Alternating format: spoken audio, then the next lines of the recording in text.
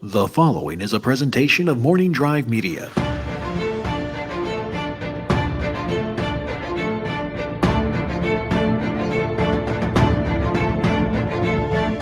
From the southernmost point of Dorne to the lands of always winter, and what is west of west and the shadows in the east, this is Casterly Talk, and the Game of Thrones Rewatch is into Season 2. We looked at Season 2, Episode 1 last week, which would be the 11th overall in the series, and we're looking at Episode 12 today, and you know what?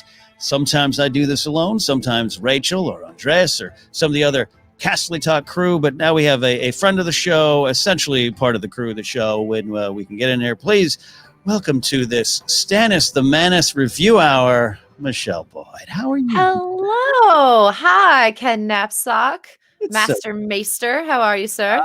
I'm good. I'm excited to really get to talk to Game of Thrones, get to talk to you about Game of Thrones, which is something we've done for quite a while now. Extensively. Yeah. And in great detail. Yeah, quite frankly, I mean, you and I had kind of either known each other around the circles and everything, but it wasn't until Night is Dark with Maude Garrett and Tiffany Smith that we finally got to realize that, you know, we're both pretty nerdy about Game of Thrones, Song of Ice and Fire. And then, of course, over at Screen Junkies, Watching Thrones, we held down the court there for Season 6, right? Yes. I think so. That does sound right. Was it Season 6 or Season 5? Season 6, and then because Season 7, I was over at the Collider show, so that would make sense. Yes. That makes sense. Yeah. Makes sense. Remember talking Battle of the Bastards with you on the air. So the good old days. And then, quite frankly, you and I, every time we meet, we probably talk Game of Thrones. You have come over and we have relived. I think we did a thing where we watched our favorite episode from each season over a bottle of whiskey. Yeah. Made our way through that bottle pretty well. we did, and I kind of remember. You remember? I remember from the episode. We did that in the early days of Periscope, the power of streaming on your phone. Yeah, before where we really should have been embracing Instagram Live more, I believe. But the days of Periscope. That's okay. At least we're not doing a Meerkat show, right? Was that the one? I don't even know what that is. That was like 2 weeks before Periscope. Is that like the Betamax version of live streaming? It totally was. And my pal Chris Taylor, who wrote the book How Star Wars Conquered the Universe, I remember he was at one of the conventions, and he's from London, from the UK, but lives up in San Francisco. And I always run into him at conventions, and he had his phone up and he was streaming on Meerkat. And I was like, "What is this? Oh my god!" And 2 weeks later, that was done. It was gone. Yeah, it was done. So you and I are here on the power of the internet and power of the podcast here, looking at Season 2, Episode 2 of the season, 12 overall. So I can't really dive into this episode. We took the lessons and the morals of stuff, but I got to ask you about your thoughts, Michelle, overall for Season 2, especially looking back now as with the whole series, the story. As far, and again, for those just joining us, this focuses mostly on the TV show and the story presented to us from there. Without a doubt, Michelle and I are book readers. We're gonna draw upon what we know or things from the books. That'll come up, obviously. But I want to talk to you about Season 2 right now. What are your thoughts on it? Yeah. This episode, The Nightlands, was really a good indication of why I love Season 2. It was very Tyrion heavy. You got to see a lot of the dialogue, a lot of which got made up by the showrunners, by the showrunners for this, and not really directly taken from the book. It was weird. Like, Season 2 is definitely one of my favorite seasons, particularly because I always like Tyrion being clever. But also, it was just for an overall sense of just this particular episode as well. It did kind of highlight something I didn't think the first time I watched it, where when you finish watching the whole show and you realize how rushed it gets towards the end, especially like the later seasons, later episodes, you almost wish episodes like this could have maybe sped up a few things. Like, I know I love watching it at sometimes, but like, and we'll get into this when we get more into the show, but like, scenes like Littlefinger talking to Roz and telling, that the longest threat on the face of the planet, just taking the longest route in order to get to a threat for her. It's good to watch because it really does highlight the character of Littlefinger, but also knowing you've got so much farther to go, you're just like, come on, man, just slap her, get it over with, get out of the room. I know that's not you, but come on. I'm really interested in this take because I won't say I don't necessarily know that you and I completely did. I'll sorry. I really do love season 8. I know you didn't love it as much as I did, and that's fine. We're still going to clink beers and be I friends. loved moments from Right. season 8. Overall, Not so much. not so much. Which is great because I love that perspective, because this is something different, because that's obviously one of the complaints. 7 and 8 a little rush, and without a doubt the pacing. The producer said we're going to go faster. In A Fire Cannot Kill Dragon, they talk about. By the way, let's pay attention to my ghost. My Oh, ghost yeah, you cup got for the- just a second. My ghost cup. Shout out to Just the get it out of the way. the house sigils that you've got behind you there. The house. I'm House Hello Kitty today. House Hello Kitty with you got ears. I just got Mhm. my Night's Watch hat because I am Night's Watch to the bitter end. Mhm, In the book Fire Cannot Kill Dragon, I know you haven't a chance to read it, but the No. producers and writers kind of talk about, by the time they got to 7 or 8, they're like, we're tired of talking. It was time to fight a little bit. Whether you agree with it or not, that was what their decision was. But to hear you go back to season 2, you and I love season 2. Season 2, perhaps one of my favorite seasons. Sometimes I rank it over 1 if I'm feeling saucy. Yeah. I do rank it over 1. I think. I didn't initially, but I do now. But to hear you say that, I'm like Baelish, long wind to get to one point of this perspective of going back now. Even now, you're kind of like, all right, just give me 15 seconds forward. Let me click forward a little bit. Tiny bit. Not a criticism. It's just it's kind of weird when you look back. Yeah, a little bit. It's just I really, really appreciated all of the slowness at the beginning. Mhm. And I probably wouldn't have enjoyed season 2 nearly as much without it, but you do just kind of want to advance the plot lines. And I mean, and a lot of this has to do with obviously the producers figuring that they would have a plot line to adapt by the time they got to season 7 and 8, which they did not. So it's no one's fault exactly. It's just, it's such a different change in tone from when you look at season 7 and 8 and you know what they're heading towards. But no, overall, of course, I loved this episode. I loved all of season 2. It's great television. Well, and season 2 is, as I always say, people here at Casterly Talk are probably tired of me saying, like, I love all the books, Clash of Kings, great. I still think this is kind of a better edit of the book, where you get a lot of things, Tywin Arya stuff that shows up, everything you already mentioned. Scenes. I just it was just not shade at all at Clash of Kings, the book, but just kind of like it had a little bit of get to it, and because they get to it, man. They had to adapt the story, and they found the beats that mattered. So yeah, we're about to dive in here to, like I said, episode 12, The Nightlands. Original air date April 8th, 2012. Michelle, where were you on April 8th, 2012? That was 35 years ago. I have no idea. 2012. Isn't it crazy? Isn't it crazy? I don't. What? I can barely remember a month ago at this point. The world has gotten so insane. I truly don't even remember. Yeah, I really don't. We're pre-taping a bit on this episode. This week we're in was in election week. It feels like 12 years. So this episode century ago. It really does feel like a century ago. I was rewatching the episode this morning, and it's so funny to see everyone so baby-faced. Yes. And just everyone's so baby-faced. It's like pre-presidential years. It's everyone's got like no lines on their face. It's just baby Arya, baby Kit Harington. It's hilarious. Yeah, it's great. Directing the episode was Alan Taylor. I think it's 4th straight. He finishes season 1. He comes back for these 2.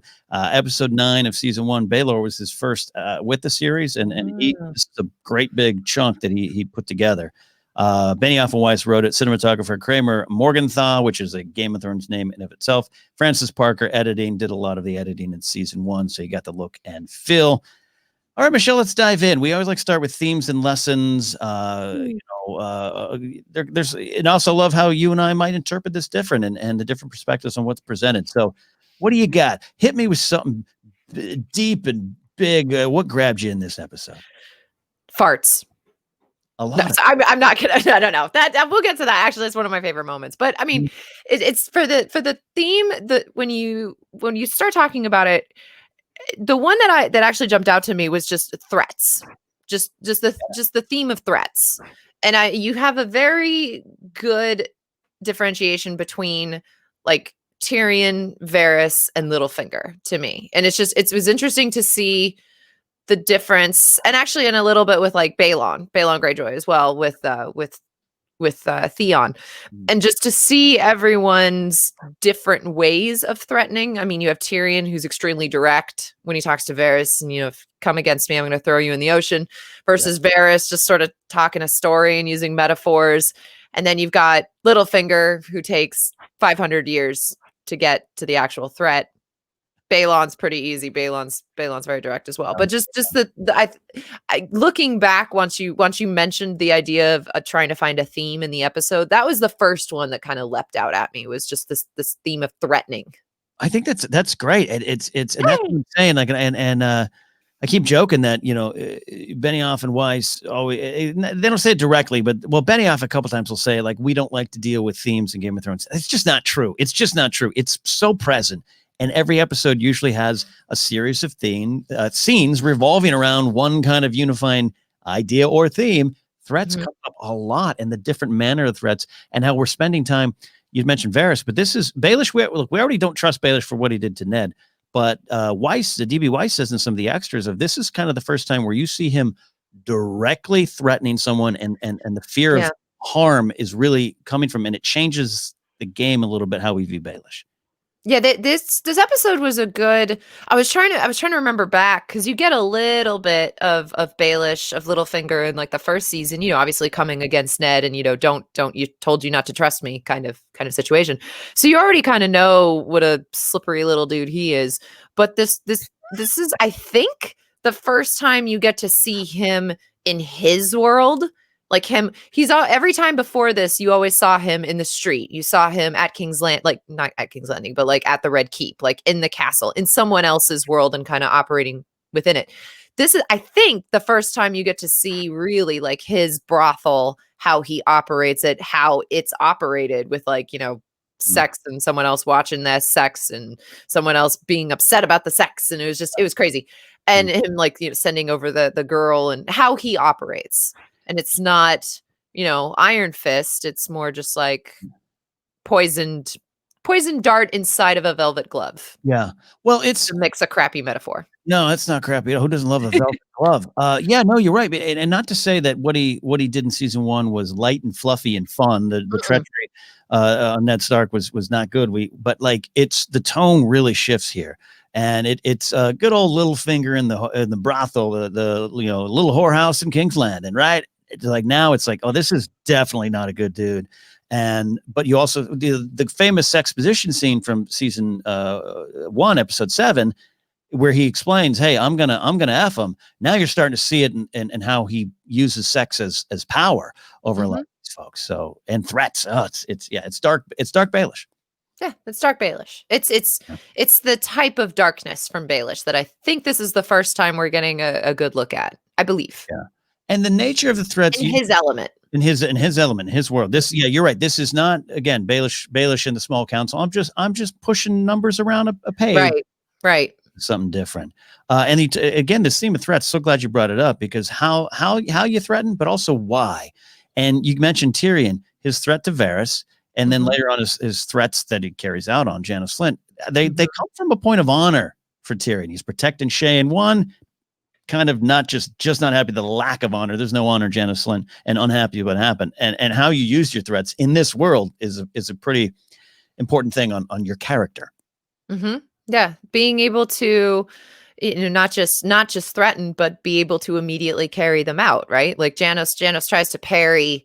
I have friends at court. I'm going to try to come back at you, and you can't do this. And just immediately being slapped down by Tyrion was very satisfying. We love he's such an asshole. He's such a weasel. He is. I wrote down, because we also are going to be talking about favorite moments and scenes and lines a little bit later, but I'll just say it now, like watching him get his at any point. Shout out to the performer, Dominic Carter, who the actor who portrays it, because Dominic Carter does such a great job. But you don't just want to punch this character. You want to murder him. Oh yeah, but like slowly. Yeah, for a real long period of time, and I love hopefully by people smaller than him. His recurring kind of motif of always like, I have powerful friends. He's that guy. He does it at the wall. He does it here. Doesn't change. Oh, he's such a jerk. It's always fun to watch. I mean, it's such a Tyrion heavy episode, and Really is. I mean, I'm not informed, I'm not sure if this counts as a theme, so maybe we'll talk about it a little bit more later. But to see the difference between how he is able to act with Varys when he is being threatened versus Janos, where he knows he has all the power, versus Cersei, where he thinks he might be on more equal terms with her, and she very quickly is able to hurt him like only family can. You could also use that as a theme as well, as just how family can hurt you, because you do get that both with Tyrion and Cersei, and then obviously with Balon and Theon. Oh, absolutely. I think that's a theme. I absolutely think it is. We get some powerful Theon stuff that factors in some of the themes I've picked out, but that Cersei scene. Look, anytime Tyrion and Cersei are bantering in season 2, you get a ton of it. They're so good together as performers, Dinklage and Heidi, but just as characters. And then when she's like, "Oh, you're funny. You're funny. You've always been funny," and then just comes out with with like coming at him with like. A machete to the heart, like just I cannot think of a single more brutal thing she could have said than "you killed our mother." Like the best joke you ever told was you killing our mother as you came out of her, and it's like, holy crap, girl! She's just. I mean, he was needling her about Jaime, like falling onto Jaime a lot, as I hear, and she just came back at him with like not even a slap, but just like a freaking sledgehammer. And I'd love to discuss Cersei with anybody, but Cersei with you here, what you think, a lot of stuff in season 1, I still feel you understand a lot of where Cersei comes from, and to see where her pain started this early and how you deal with pain. I don't consider Cersei on the good team. She makes a lot of bad decisions and does horrible things, but I always have sympathy and empathy and understand where she came from. And to have this is kind of the first moment and see how she's processed that trauma into just venom. It just, it kind of breaks my heart in a way. A little bit, but that was her decision to interpret it that way and to let it affect her that way. And that's a conscious choice, I feel. This is why I don't have, the ending I'm good with, but I do enjoy the character and still think we're rooting for her in season 6 with that sip of wine. We're all cheering, even though she killed some people. I mean, she's a great, badass, horrible person to occasionally root for. It's wonderful. Man, she just does it so well. She does it so well. She's so good. Oh, she's the best. Just tells a story with every bit of just eye movement, mouth movement, everything. And you're an actor yourself, and the story is behind your eyes a lot with the decisions as an actor. Lena Headey is queen. She's queen.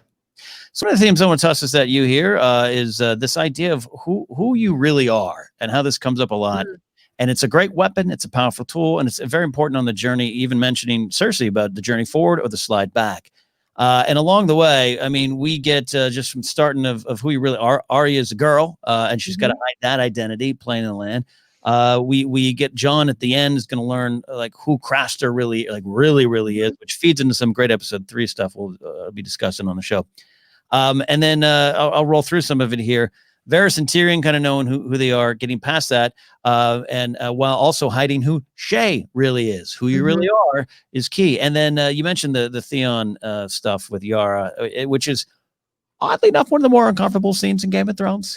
Once you know the whole thing, I was surprised. I mean, I was uncomfortable because obviously I knew the first time I watched it, but like just from the books, but also although you weren't 100% sure, just because they did give her a different name too, and that took me a second. But like, you knew who she was, and this rewatch, I was like, no, why, no, why, no? Because everything in this episode is designed to make you feel uncomfortable about Theon, though. Like the way he treats the chick on the boat. It's so gross and it's so disgusting, and then to have it turned around on him, you still don't feel good about it necessarily when you do find out who she is. Yeah, and I absolutely want to put a pin in the sex as a weapon conversation, because it's very prevalent in this episode, in a show that's especially early on known for sex position and boobs and dragons and all those kind of things you've heard about it. This episode really leans into it and in some uncomfortable ways where even, so even for me, like rooting for all the sex in Game of Thrones, but just the idea of just like, It's like, where are you going with this? yeah, even for this show, you've gone too far in some areas on some of that. So we'll coming back to all the sex in this particular episode was just gross. Yes. Well, okay. Yeah. Let's dive into it. This is great. Well, not great. It's just a little gross. The scene with Theon and the ship captain's daughter is uncomfortable, painful. It is, again, we get it with Theon. This is what happens with him and Ramsay later on, but just how he views his power wrapped up in sex and what he can and can't do, and just the lack of compassion carried. It's gross. It's uncomfortable. It's really hard. Yeah. It's just, I mean, it's set up. It's a true sex position scene, right? Because like, not only are you getting sex throughout the whole thing, but also just like the whole time Theon's freaking talking about, because he can't shut up. About, who he thinks he is and who his bloodline is and how important he is and how he treats women. And it's just, this is what my people do. And and it's just, I mean, I guess as good as sex position scenes go. No, please go ahead. No. It's good, but that flows right into even some of the stuff I was talking about who you really are and how Yara says, she literally says, I needed to know who you are, brother. And he's, quite frankly, assaulting her on that horse. She's playing it different, but he's using that. And this is who Theon is at this time. We know what's going to happen to him, but yeah, it's all, and it's not on this particular stuff. It's not that I don't want this kind of uncomfortable stuff here, these uncomfortable scenes. And I can make jokes about, watching this. I wouldn't watch this show with my parents ever, but it has I think they have purpose. It just, even for this show, is just like, you kind of go like, oh man, I don't. It's like, oh, I don't need to see that now. No, why? I mean, you feel bad for the salt wife girl, for the captain's daughter. She's just like, oh, what are you doing to yourself here, girl? Yeah, but go ahead. Oh no, in this world that she's in, and that flows right into the Baylor stuff. We've been talking about the threat, but it's gratuitous. I think it's gratuitous in the sense of with Sahara Knight coming out and him cleaning her face and all that stuff. But like, it does fit in with Baelish about like what he knows he's selling and what he's getting away with, and just how everyone is ready to just not even look beyond the corner of what he's selling. So it makes sense. But even you're just kind of like, yeah, I don't know. Too early in the day for this. A little bit. I was like, it's 11 in the morning. Come on. No, I'm just going back to the Theon thing for a little bit, because Theon, you and I have talked about this. Theon, I don't like him, but he is one of my absolute favorite characters in this show, because the position that Theon is put in pretty much throughout both the books and the show is just rock in a hard place the whole time. And I mean, obviously, a lot of that falls on his shoulders. A lot of that is through the choices that he made. I'm not saying all of this just happened to him and he's an innocent victim. However, this episode was really good because it really did. This started the setup of what's going to be kind of his whole defining thing for like the next 2 seasons, until Ramsay gets a hold of him, basically, of this difference of, what am I, a wolf or am I a squid? Like the people that raised him well, but he always felt out of place. And then to realize that the people that he thought would welcome him with open arms don't at all, because they think he does belong to the wolves. Like, it's just, and he's not going to have a good choice in this, even though obviously at this point he should have just been like, nope, Team Rob, we're good. Let's do this. Well, I'm so glad you said that. Yeah. Theon, you it's easy to root against him at times because of the choices he does. But yeah, especially on the rewatch going through season 1, where he just, the King of the North scene in episode 10, where he's just like, am I your brother? And Rob's like, yeah, you're my brother, even though they've already had some squabbles before then. And you just know what's coming. It's like, that's all he wanted. Yeah. And I talk about a theme of who you really are. If Theon could have come to terms with that early on, that is what I mean. It's an important tool on the journey forward if you use it right, or you can use it to slide back. And so I get what you're saying, where you're just like, your heart breaks for him at times. It does. And that's why, I mean, Alfie Allen just does a phenomenal job with this, because you do you go from hating him in the beginning, and they want you to hate him from that scene with the salt wife and then with Yara, because he's just acting so gross. Yeah. And then he goes in and is treated like this from his father. It's just and you feel bad for him. You do feel bad for him.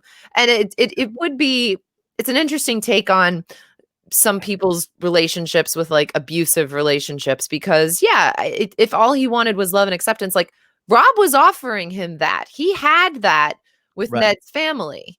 And if he could have if he could have seen what was happening and what his family was going to ask him to, his blood family was going to ask him to do, and been able to turn away from that and be on Team Rob, like obviously, everything. We always go back to, okay, what was the tipping point? What was the choice that was made where this all could have turned out okay? And you just kind of keep moving backwards and backwards and backwards, because you're like, oh, that's just one bad decision after another. Yeah. Yeah. And then he burns that letter, which we're getting to in this season. Just him trying to put on the heirs of power. And look, his father, 9 years, and that great line. It's a great line. I back in the day, I've mentioned before, but like I was in that School of Thrones web series when I was Zach Grafton and Mercer and all those, and I played. Played Coach Balon Greyjoy, and so I had, of the swim team, and I had to study the scene and just I watched that line, how does that make you feel over and over and over, to the point where I almost kind of thought I liked Balon, but he's pretty despicable in a different kind of way. He's playing the game. He's rebelled before. I get all that, but he is similar to what brings down Tywin in the end, just the way it comes from within, and he deserves a lot of the bad stuff that goes his way. He's just so salty. Excuse the pun, but he is salty. He is salty. Patrick Maldehyde is the actor that plays him. Got to give him credit for that, because he plays him so well. When you're so good at being hated, I think that just deserve credit as an actor. So that's some of the stuff there. Yeah. Who you really are just keeps going up. And we talked about a lot in episode 10 of season 1, the final one, of just trauma moving forward and learning and facing reality of what actually is. So there's some of that here, but I think in this time it's wrapped about knowing who you really are and how that can hurt you, or that could be. Can I just say, I'm actually shocked when we're talking about all these scenes of knowing who you are. You have not mentioned your main guy. Oh, well, I want to do two main guys. You haven't mentioned Davos or Stannis. Well, we're going to get to that here. Well, here, I'll tell you what, here's my notes on Davos. Davos, I mentioned up top, who you really are can be a great weapon. I think Tyrion knows who he is. And in this episode with the Janos Slynt stuff, it's him going, I'm really good at this. I'm good at this. I'm starting to like it. And my dad's giving me some power. I got dad issues, but I'm good at this. It's a powerful tool. And then if you know who other people really are, it's a great tool. And Davos, this is the first big Davos speech we get with Salladhor Saan of, I don't know much. I'm just a crabber's son, but let me lay some truth on you. Davos knows who Salladhor Saan is, knows a lot of things, and uses it as a great tool and weapon too. So we can start that conversation. I didn't want to just dump Stannis on. No, it's fine. You can't go through this episode without talking about Stannis and Davos. And actually, Davos's speech about who Stannis is, I think, is some of the best writing in this episode, because it's him talking to his son about who the true God is, and Davos sailing all over and seeing people worship all types of gods, whatever. And he's just like, no, like Stannis is the one true God to me. Like, everything that I have, everything that you've been given has come from him. It didn't come from, a god somewhere. Like, it came from Stannis. What is it? And I think Salladhor Saan even makes fun of it. He's like, cuts a man's fingers off. He falls in love with him. It's really funny. It's really funny. And it simultaneously shows who Stannis is, who Davos thinks Stannis is, and who Davos is. And I really, really liked that little scene with them. Good. It's glad to hear you say something kind of positive about Stannis. Davos's opinion helps. It helps a little bit here, and Lucien Samadi is Salladhor Saan, great as well there too. Well, so here's the thing. We'll get back to him when we're talking our favorite lines. Favorite lines, great. Oh yeah. To kind of wrap up the themes here too. We got the sex as a weapon thing, Melisandre, and it's been. I was just gonna say. Yeah, and Chris Van Houten has said, she says, look, that that's definitely a weapon that Melisandre has. She uses it time and time again. And then Chris Van Houten says, I did eventually tell the producers she seems to use it a lot. So change that a little bit. Hey, look, I mean, she didn't make herself look like a 70-year-old man. She made herself look like a super, super hot redheaded woman. So So there you go. More connections with me and Stannis. But you know, you take the necklace off, Melisandre. No, but she uses it, and so jokes aside, I do love Stannis Baratheon. There's a lot I identify with, which people always raise their eyebrows and go, "What?" But here's another thing: I love learning lessons from characters, and I love what they represent. And I'll say this a lot. We talked about it last week on season 2, episode 1, 11th overall in the series. But Stannis represents. To me, he does know who he is at the beginning of this. And people like Davos do talk about some things. He's definitely not popular. He's definitely not loved. He's definitely not friendly and warm. And neither is Stephen Delane. But Stannis knows who he is, and he knows what he thinks he wants, and slowly starts to lose it. We meet him. He's burning gods. And Maester Crescent is like, this isn't you. And Davos is like, it isn't you. And here's week 2. And the first thing to me that he really does, because he doesn't believe it. I don't know what you feel. He's saying, I've said the words, damn you. Yeah, I don't think he believes in it. Not really. He's like, I've given him out service. Give me the flaming sword, and I got it. He breaks his marital vow. I know he's got a weird situation at home, but he said, I don't know. I'm married. I don't do this. I'm Stannis. I don't do that. I do my duty. I keep my vows. And it slips. It's the first fall. And what you become obsessed with, what you want, you might start sacrificing who you are. And that's one of the things I still love Stannis, the character, because it's a valuable lesson to me. Maybe not to you, but to me. No, it's just one thing, but it's just one thing after another with him, right? Like it's funny to me that a character whose main defining trait is the unyieldingness, right? The refusal to give in, everything, and yet. It really seems as you go through the seasons that all he does is give in. He just slowly, step by step, he gives in to burning the gods. He gives in to sleeping with Melisandre. He eventually gives in to burning his own daughter. Like it's just there's no line for him. I mean, I guess you're right. That wasn't a good thing. Just saying. No, it's cool. That's, keep your fanboy appreciation of someone who burns his daughter alive. That's cool. Believe me, it's because remember that none of us had gone that far in the books because it's not there yet. And I was so happy because they gave Stannis so many great moments leading up to that. So many tender moments with Shireen and the funny grammar correction moment at the wall. I love that moment so much. That moment comes up in my everyday life. Every time someone uses the word less incorrectly, his voice is in my freaking head, just being like fewer. Oh, forever. It's in my head.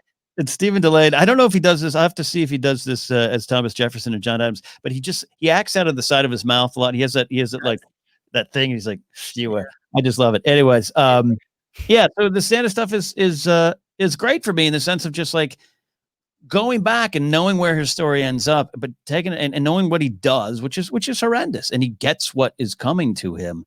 Yeah. Go back to the beginning, as I always say, he's a little bit of the prodigal son brother syndrome, the stuff with Renly, and I did my job. The throne is mine, and how that consumed him. And here is, to me, the actual first moment, even though, again, he burned the gods. He doesn't care. He's not, because Renly says later on, your old age, you're becoming religious. He's never been that.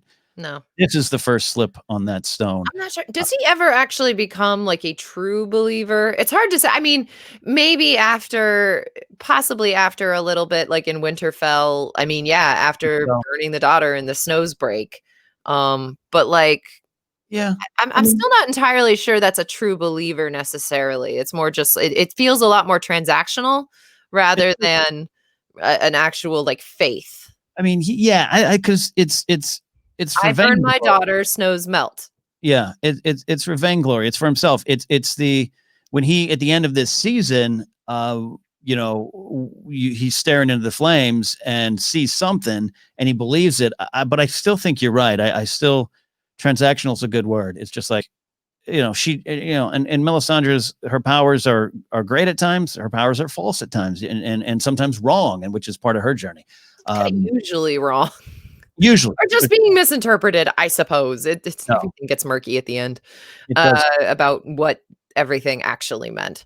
But also he was fine with killing his brother. Fine with that. Totally fine with killing his younger brother. Just saying. Yes, His favorite character. Yes, but I think in the end, fratricide. I think he knows that final infanticide too. Is that a word when you kill your kid? Infanticide, fratricide. He's done all the sides. He has done all the sides. He's done them all. He's all the sides. He's all the sides. Stannis is all the sides. All the sides belong to Stannis. But he was the only one willing to go north, Michelle, and you know it. You know it in your heart. You know it in your heart. Yeah. I'm sorry. Is that the part where he wanted to burn Mance Rayder alive? Is that one?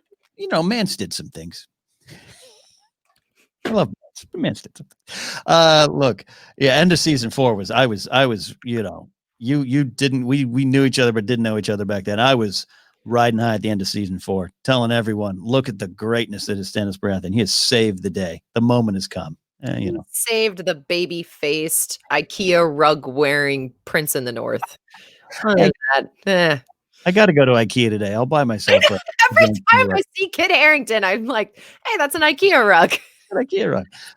All right, so that's our look at some of the themes there. Any other themes that popped out? We talked about sex as a weapon, who you are, threats, great theme. Anything else? To be fair, I think threats could really be the overarching theme of Game of Thrones. So they're just going to point that out. It's not really really an episode specific theme per se. But true, but you're very right though. I think actually, sorry, no, go ahead. I just remembered. Go ahead. No, you got the cat ears. You got the power.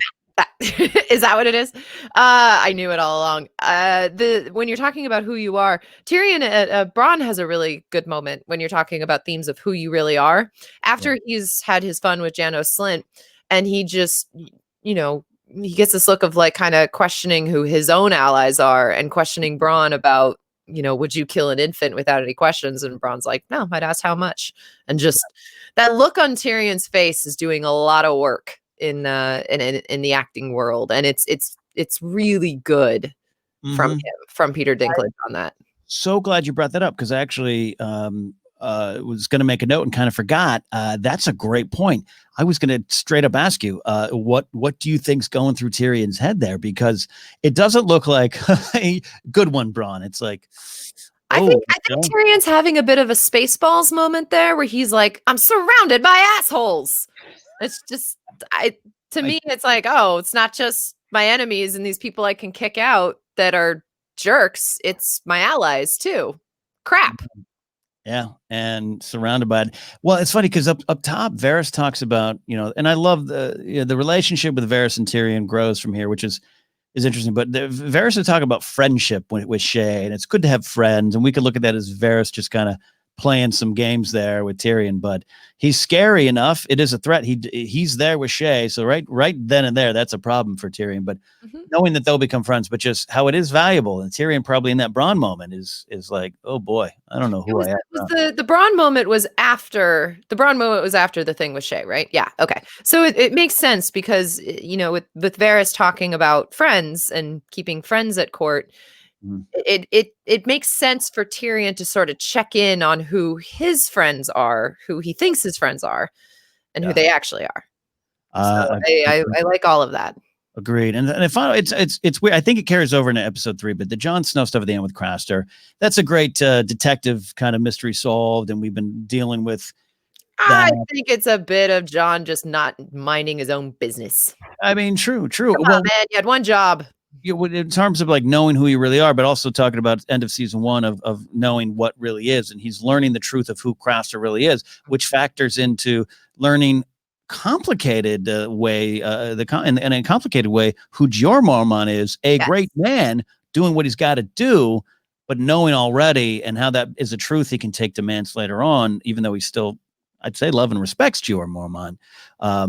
That's an issue. Disillusioned by Gior and also the Night's Watch in general, that he's already kind of had to accept a little bit when he got up to the wall and he's like, oh wait, these aren't the best of the best, Not the best. to say Yeah, the least. it's not an all-star team of honorable men up there.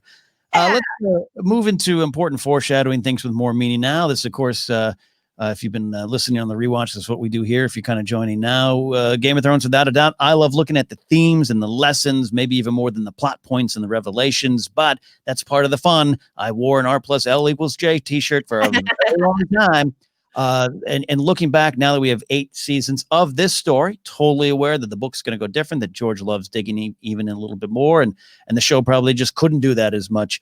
They needed to cut some of that out and just focus on the heart of the story they were telling. But there's definitely more foreshadowing, and also just little things that you look back and sometimes your heart breaks because it means more now, or you kind of get the where it lies in terms of the story. So, what do you have any foreshadowing moments that you want to talk about? I mean, at this point, isn't everything that you see just sort of comes with foreshadowing? Because you're like, oh, I know where that's going to end up. But one tiny moment that popped out to me actually was, I think it's the very first time you see Tyrion in the episode. Maybe he's whistling "Rains of Castamere," which I'm not entirely sure I caught the first time that I watched. Which I always appreciate the littler moments and the littler things that happen. I think because he whistles in season 1 and it's not Rains of Castamere. I can confirm that because in my head I always thought it was back then. It wasn't. I think this is the first time. It might be the first time we hear "Rains of Castamere" because I don't think, and I haven't done a season 1 rewatch in quite some time,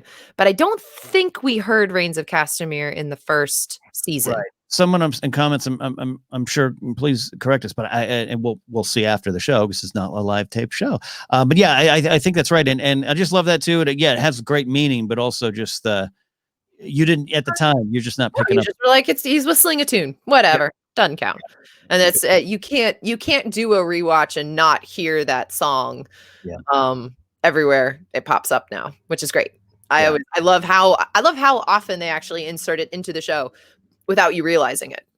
Yeah. Oh, yeah. And then just also directly, I'm also kind of this is my professional rewatch is in season 2. My personal one's now in season 3. Grace and I are watching ahead and then, so we're in season 3, and just the great scene with Marjorie and Cersei just explaining Rains of Castamere, going into it.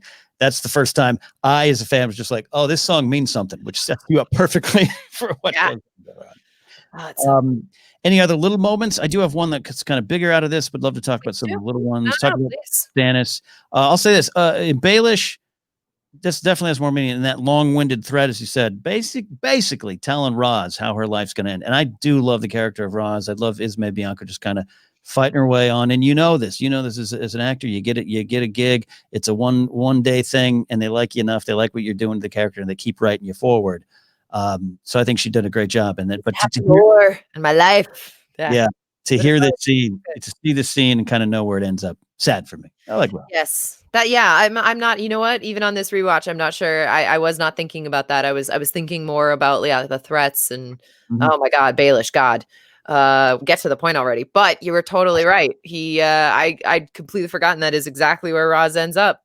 Ends up selling her to someone that would not and would use her in ways that would not occur to most men. Yeah. Yeah. It's not a good way to die. Yeah. Yeah. No, it's not. Varys talking about friends and friendship with Tyrion. I mentioned that, and just guys, they do become friends at the end of season 2. They have that great moment. I like that moment. Do you consider them being friends eventually? I do. I really think they do. I really think they come to love and respect each other in their own way. And the fact that the show uses them, because there is the twist of Varys now going east, and you get to see them together. I think there's a friendship there, much like Bronn and Tyrion do have a friend, an unorthodox friendship, but they got a friendship. Same with Pod. Yeah, that's the thing. I think friends is a little too strong of a word to use when you're talking about either Varys or Bronn. But I enjoyed the Tyrion and Varys Roadshow as much as the next girl, 100%. Absolutely. Later on in later seasons, absolutely. This one here, what do you think about this? Cersei, I love this little scene when they get the letter from the Night's Watch, the message, and Tyrion still doesn't necessarily believe in Grumpkins and Starks, but he also has a different, I think, point of view on it now. And knowing that Mormont doesn't lie and cold winds are rising and the dead come with it, or whatever the exact quote is. I love that Cersei's just like making fun of him. She does not believe, and the entire South doesn't believe, but knowing that Cersei particularly will be literally faced with this truth. I like this moment more. I did like that moment. Although I am firmly of the opinion that this is not going to happen in the book.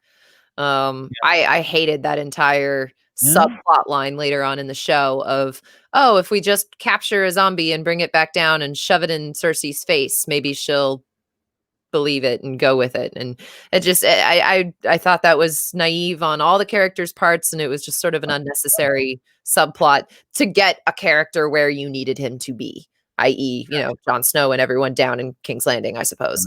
Down there at the big parlay of all-stars. Yeah, it was weird. So here's this.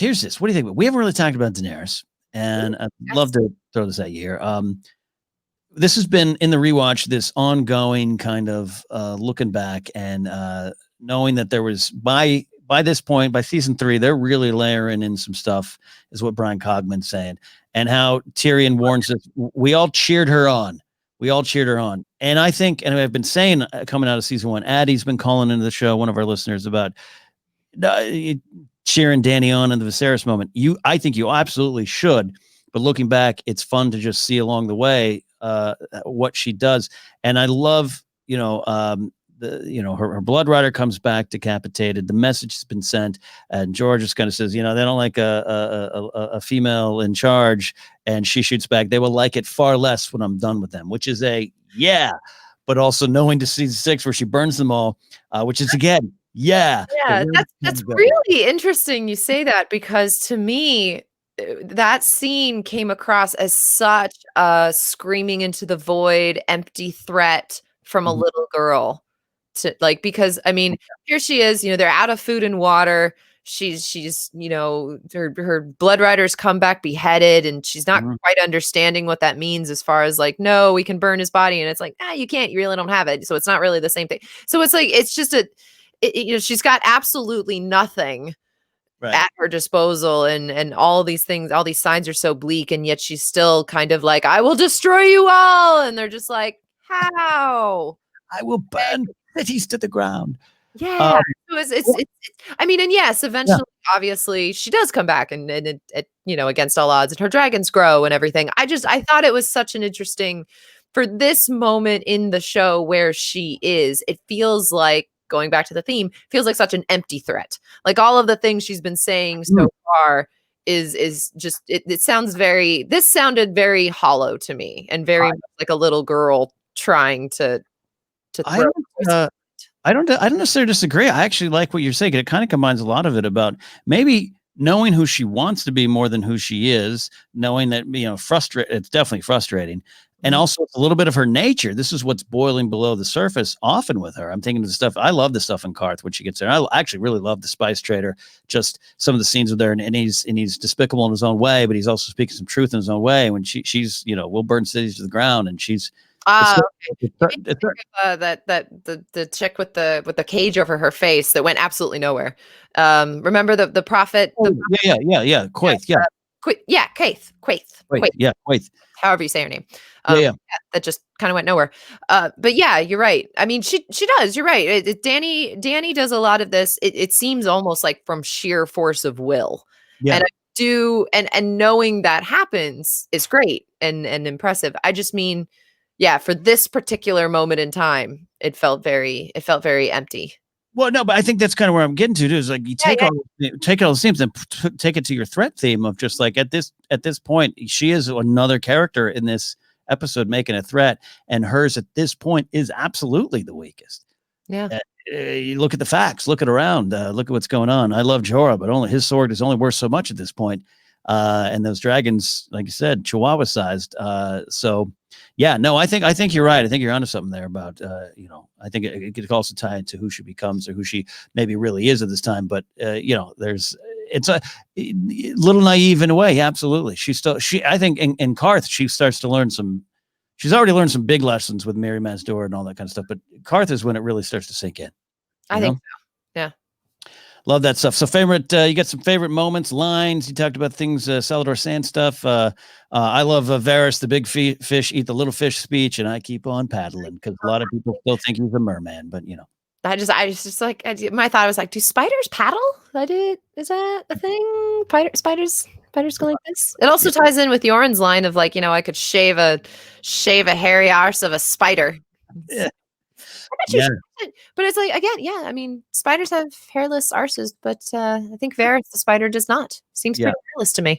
Yeah, I talk a lot about spider and hair, and I love it. And arses. Don't forget about the arses. And arses and hairless spider arses. And hairless spider arses. After Yoren's done with them, it's let's say, I mean, there's a few awesome lines and moments, and actually, I'll bring up one. This is not my favorite moment, but I liked this moment because we haven't really talked about all the Gilly and Sam stuff. Right, correct. At all. It was mostly just been about John. And as ridiculous as Sam is being, Sam the ass man, as he likes to watch women walk away. Not so much coming toward him. I ever really picked up on that till this rewatch. It's like he likes him walking away. Okay, ass man. Got it. Good job. Ass man. Lots of asses in this episode. I appreciate it. But I did like the little moment with Gilly calling Sam brave, because I'm blanking on the actor's name right now who plays Sam, but I thought it was such a lovely expression from him when she does that, because I really got the feeling this is probably the first time in his life that anyone has called him brave. And she means it. I think she means it. I don't think she's saying it just to necessarily, manipulate him into taking her with him. But I think she really does feel like he was brave. You could see how much it meant to him. I like that. No, I think that's a great point. I think that's, I don't think you can say that's a small point in Sam's life. I don't think, especially after season 1, nobody's calling him brave at the wall. John's friendly, but no one's saying brave. Especially after meeting his family in, season 7? It's like, they've definitely never called him brave. Definitely not. Well, which is funny, because I wrote down too, of just in your, that whole scene with the farts and everything, and then Gren talking about, maybe. Dolores said, I love him so much. He's great. But Gren talking about growing up and ended up having, relations with his friend who wasn't a friend anymore. And Sam just looks off into the stars and is like, I wish I grew up on a farm. It's just so funny. It's such any scene with the supporting cast of The Wall makes me very happy. And Dolores Ned especially just, I mean, he simultaneously brings the comedy and the depression all at the same time. And that's a skill. Let me tell you something. As someone who works in that vein of comedy, I can tell you, I respect what he's doing. I respect what he's doing over there. And Hannah Murray as Gilly, her and John Bradley, have talked about how they tried to make, they wanted to make sure his performance that they were making that relationship honest and true. And I think you're right. I think Hannah Murray's playing it as, she is not as learned and there's a lot of those conversations of you saying big fancy words to make me feel dumb, but she's got heart, she gets it, and she's reacting and seeing. We talk about the theme of who you really are. She's seeing something in Sam before he even really sees it, and I love that. It's a good moment. Good call. It's a good moment. What about you? Your turn. I've got others, but your turn. Yeah, I love that we finally get to meet Jag and Hagar. I do love Jag and Hagar. A boy. I wanted to ask. I couldn't remember if this was actually the first time you saw him, or if we saw him back in the first episode. You might a rewatch of episode 1. Yeah, it's odd because I'm actually watching this out of order because we're pre-taping this one. I think so. And you definitely at the end of season 1, there's a man with a hood over, and there's different prisoners in the cart. But the first time you hear the interaction, I love Yoren. Francis McGee is Yoren. Who's just I love him. He's in Rogue One. I wish he had even more to do in Rogue One because he's so good. But once it's nicked, there's no one around here to unnick it. I just love that line. I don't know if I'll ever be in that situation in life, but I'm gonna stick a little dagger in someone's crotch and say femoral artery. Any thread to a femoral artery, I appreciate. Be like, yeah, go for the realism. I like it. I do love the moment of sending Janice Flintnorth. We talked about that. I love anytime Gendry is talking about Ned, and here he is learning who Arya really is, and he doesn't even know who he is yet. He doesn't know it.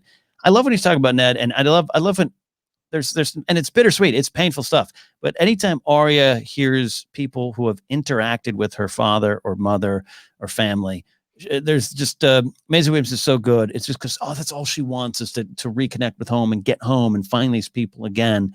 To just have her just kind of perk up of just what did he say to you? And she even has some of those moments with the Hound about and everything. I just love those moments with Arya. Yeah, and you also, I mean, you see it come out with some of my favorite scenes later with Tywin, where they're talking about her family, and it's just, her Maisie does brilliantly. Actually, I'm glad you brought up the moment with Gendry and Arya talking, because I wanted to ask you if you thought once Gendry kind of finds out who she is, and he has that whole thing of like, oh, I should be calling you milady, I should be thinking. I've seen different takes of this, and I can't figure out if he is genuinely like, oh no, have I like, oh crap, I should be calling you milady. Oh no, I've been like I'm not worthy. Or if he's just fucking with her the entire time. Because it seems like at the end when she knocks him down and he laughs, like maybe he was making fun of her the whole time, but I don't know if that comes across. I think that I would lean towards in that moment he's being pretty sincere about the pecking order, and he knows it. And from Flea Bottom, he knows the truth, I would think. But yeah, he's got that relationship, and and then when it ends up going, you're like, oh, okay, maybe he meant something else, but I don't think that at all. I don't think at this point there. Not at this point for sure. But just she is a child. Yeah, no. And Joe Dempsey's talking about that. Is like, I had to do that scene. That was tougher than you think. Later on, that would have been a bit weird for him. I get her, like I understand, totally get it. Totally on his side, I'd be like, I mean, had the same reaction with like Padme. You're like, dude, Padme, come on, he was 9. Yeah, absolutely, absolutely. You're an angel. So yeah, great stuff. No, the Gendry stuff's great, and I think the book when they're describing that scene, Gendry is genuinely like, oh no, what have I done? Oh God, I've been like pissing in front of you and everything. Yeah. But I'm not. Yeah. What did you think? No, I think the spirit's there. I think it's sincere. I think he is kind of befuddled, like, oh, what have I done? It's just the pecking order, and he's lived that pecking order in Flea Bottom, even though we know who he is, and he'll get there. But I like that. I think it's fun to read different things, but I think he's sincere. Okay, fair enough. It came across just when she pushes him down and he laughs. I was like, oh, yeah. Was he messing with her the whole time? Maybe he was. That just wasn't coming across well. I don't know. Different way of seeing it. Yeah. Different on the rewatch. Final one for me. I love the Cersei and Tyrion banter, like I said, but she's got that great quote. I'm paraphrasing slightly here, but line on a leader ruling is line on a bed of weeds, ripping them out one by one before they kill you in your sleep. By the root. By the root. Thank you. Thank you. I'd missed that in a trivia question. Love that. I love that. That's her view of it. And it's not necessarily wrong, especially for this world. I always go to Alistair Thorne's speech on leadership, and I'm like, no, I think he's got some hard truths there. I love that. And again, insight into who Cersei is and what she feels this world is. 100%. I love any scene with Tyrion and Cersei. Absolutely. And I think I brought up the moment before where, he's kind of poking fun of her and Jaime, and it's not like the worst cut in the world, and it's not the most clever joke in the world, but she just comes back at him with the most devastating, hurtful blow that I think could be possibly said to him. And I don't know about it being a favorite moment, but wow, like I was just blown away by that. Yeah, especially in the just and knowing that after this they don't.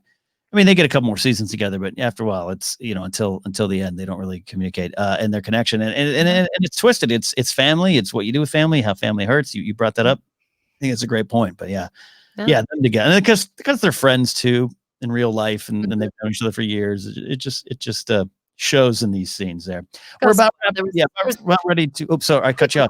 I got one more because I got my favorite. Because there's a moment with the Davos and the Salladhor Saan. Oh yeah.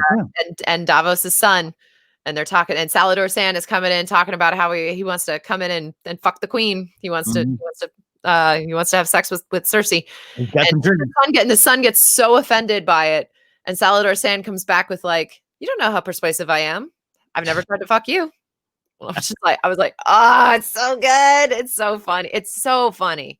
Yes. It's so perfect to take advantage of this kid who's just so black and white about everything and just take the piss out of him completely. And it's just such a great little moment. I loved it. That line genuinely made me laugh. No, Salladhor Saan is just, he's in the background of the show, and the books for the most part. I know it's a little different. And Dorea kind of talking about him in the bathtub scene, kind of, directly mentioned a pirate with the colors, and you see him. No, I love all this stuff. 'Cause I love when he recovers at season 3, recovers Davos after the war, and just kind of like, you've been to 5 of my weddings, and just the banter they have. So glad they bring him back. Every time he shows up, I'm like, oh yay. Yeah. So as we start to wrap up, I always like to highlight episode stars. This could be actors in the lead, actors on the side.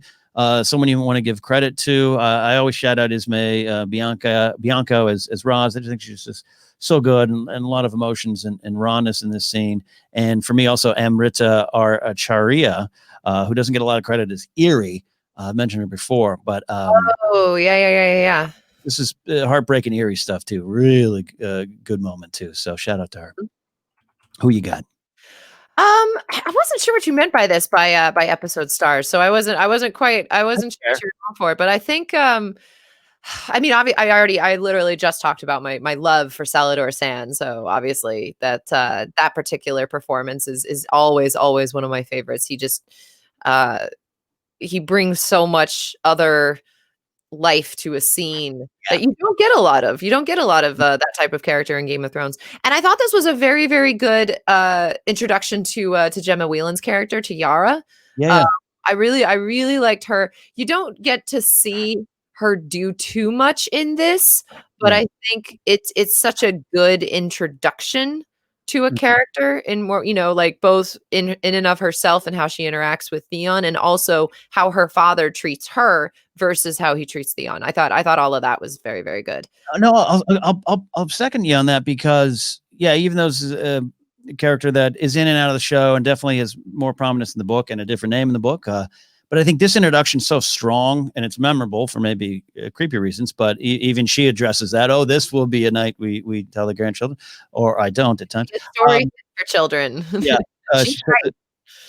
But I think she makes such a powerful impression, even though the Greyjoy storyline sometimes not people's favorite, and I understand it. And I think in the books you get to spend more time in the world. But I liked it a lot more on the second read through in the books, and there was a lot more to do with the Greyjoys, and I think they got slighted a lot in the show. Yeah, I can't disagree with that. And Euron ends up not being one of my favorite characters. I still like a lot of what's there, but I agree with you. But she makes such a memorable impression here in the first episode when you see her. I think that helps kind of pull you in a little bit to the story as best they can. Oh, also, I will say, can I just actually, when you're talking about episode stars, I would like to make Pike my star.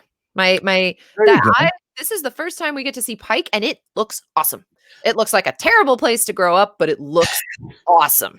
I do like swinging bridges. There's one in my hometown of Arroyo Grande, California. I like. Love it. Yeah, it's just so cool. It's just so cool, built into the rock, and it's just. I mean, it's like, and it's so cool. I love that it so determines, and it really speaks to the characters that grew up there. It looks exactly how you think someone who grew up there should look. Like, it's just all of it. I love Pike. I was very happy to see Pike in the opening sequence, in the title sequence. Oh, I was so excited to first see it for the first time, and I was excited to see it from Theon's perspective on the ship. I love it. Pike is my star. Look. Here's the thing about that. I think in the story, in the books, and the show, I think these characters, these places are characters in and of themselves. They really are, and they affect people. They color how we see the people. Like, I think that's an excellent observation about Pike, especially for you as a book reader to actually finally see it, outside. And there's some great concept art. There's some great art pieces that have been around for decades. So but to see it in the show, I think it's almost like a treehouse on the ocean. Anytime they introduce a new location in the show, I always thought they did, I think, an exceptional job. I feel like something's niggling in my mind that there was something that I wasn't happy with, but now I can't remember what it was. But the Erie was awesome. Harrenhal was awesome. Harrenhal actually was maybe a little bit of a disappointment. Because you wanted to see more walls melted by dragon, and I kind of felt it was a little bigger. But some of the scenes at Harrenhal with Tywin and Arya are my favorites, so I'm willing to overlook it. Yeah. I mean, finally seeing Casterly Rock, I would say, wasn't. By then I've read the book. By then I'm ready, and it was like, okay. And then they don't spend a ton of time there. So and also actually, I think Casterly Rock. Yeah, I mean, we never really get to see it. No. Yeah, I agree. I agree with you on that. I wasn't sure what to expect really from Casterly Rock, though. Yeah, I feel like even like Vyas Dothrak turned out really well. I love all the horse stuff there. That was cool. I think King's Landing got better as the show got bigger, because I think you see King's Landing in the very first season, and it's not nearly as cool and impressive as when Cersei blows up half of it. Yeah. No, it's season 1. It's King's parking lot. It's not. Yeah, a little bit. Well, to the Harrenhal thing, season 2 they get a little more budget, but yeah, if they had the budget season 6 or 7, Harrenhal might have been something else. I'm with you. I love all the stuff there, but I know what you mean, especially because the legacy and the history and the lore into that place, it's almost hard to capture. Oh, cool! And I thought they did a good job with Dragonstone. I was a fan of. I like Dragonstone. Love Dragonstone. I do. Both when they kind of. I don't. Yeah. This might actually, this would probably be the introduction to Dragonstone, because I think it's the first time you see the map room, right? I believe so. You see it in the first, because you can't see it before season 2 because it's a Stannis thing, right? Yeah. No, you do see it in episode 1, because that's where Mr. Crescent takes the poison, right? So yes, you're right. But you're living in it. No, Dragonstone's great, and it's just great to hang out with Stannis at his house, Michelle. And I think that's what you're trying to say. That dragon on the wall is just cool, man. I think I understand. I hear what you're saying. Stannis' house, cool.